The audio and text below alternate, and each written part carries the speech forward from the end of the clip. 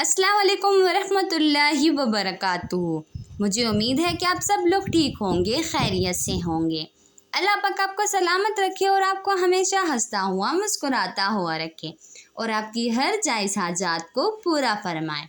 तो दोस्तों, आज इस वीडियो में हम बात करने जा रहे हैं नमाज के कुछ इनामात और नमाज की अहमियत के बारे में।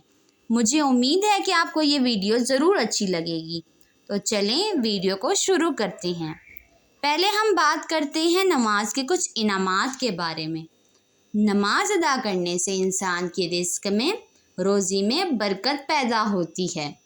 इंसान तंदुरुस्त और तवाना रहता है, इसे सेहत नसीब होती है। इंसान को नेक और सालिहा औलाद नसीब होती है। इंसान का घर खुशहाल रहता है, घर में खुशहाली आती है। दुनिया में इंसान को इज़्ज़त नसीब होती है। आखिरत में इंसान को जन्नत नसीब होती है। दोस्तों, अब हम बात करते हैं नमाज की अहमियत के बारे में।